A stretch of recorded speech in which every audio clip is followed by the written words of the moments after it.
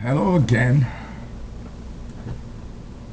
Here I am with more this time brief memories of opera and opera singers.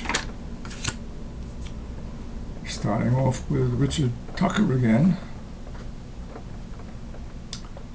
I remember way back when Richard Tucker sang with Dorothy Kirsten and La Traviata outdoors in Brooklyn and New York. It's been a long time since the Myth played in Brooklyn. Be that as it may,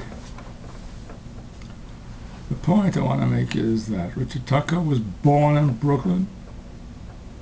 Also born in Brooklyn was Robert Merrill.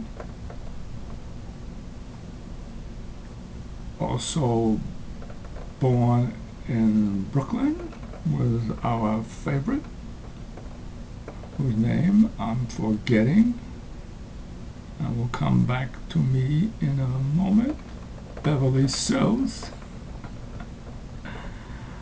And last but far from least, Maria Callas was born in Brooklyn. I know what's going to happen. I'm going to get some different opinions in the mail. Okay, Placido Domingo. We went to see the opera La Gioconda with Placido. It was announced at the beginning, before the opera began, that Domingo had a cold or something to that effect, but since the show must go on, he was going to try and sing through the opera. However, in Act 2, when his big aria was coming up, Cielo y Mar, he withdrew and left the stage. My memory is a little hazy, but I assume the curtain went down, came up, they had a replacement. Obviously came on in a hurry because he was totally lost as to what to do and where to go and where to stand. So it was picked up by the sopranos, of course, and La Gioconda is an opera with two major roles for sopranos.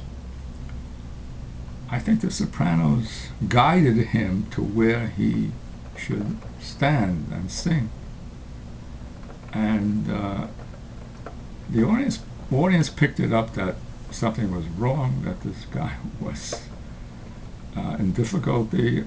So some laughed, some booed, and there was a lot of conversation, and the whole opera was pretty well gated.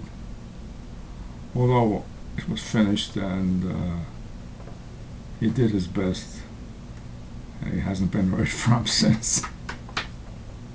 At least I haven't heard from him since. Franco Corelli, everybody's favorite. I'm not going to say wonderful things about Corelli, it's already been said.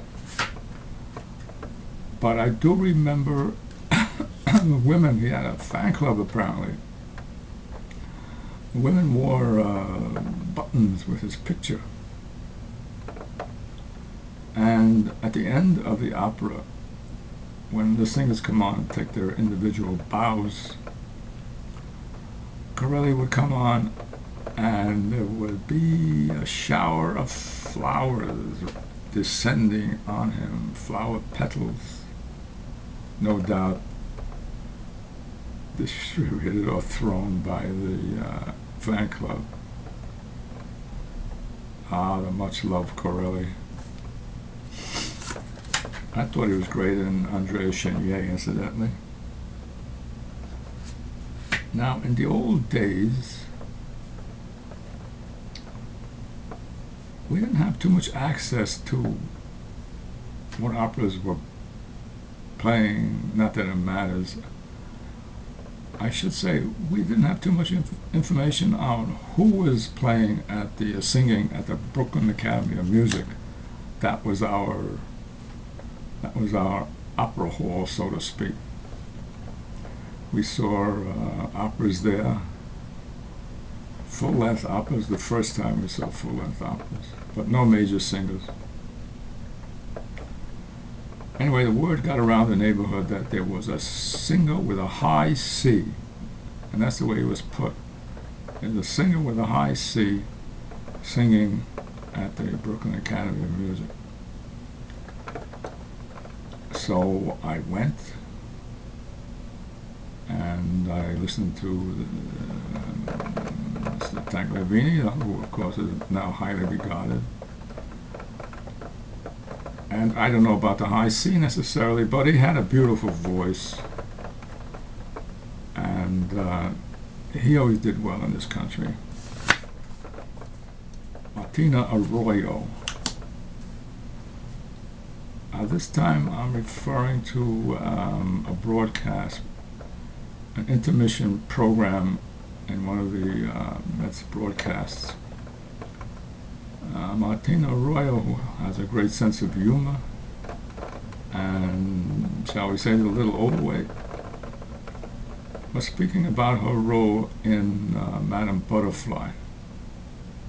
And she referred to herself, which broke up the audience, she referred to herself as Madame Butterball.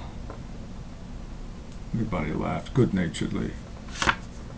She was a fine singer, a fine person.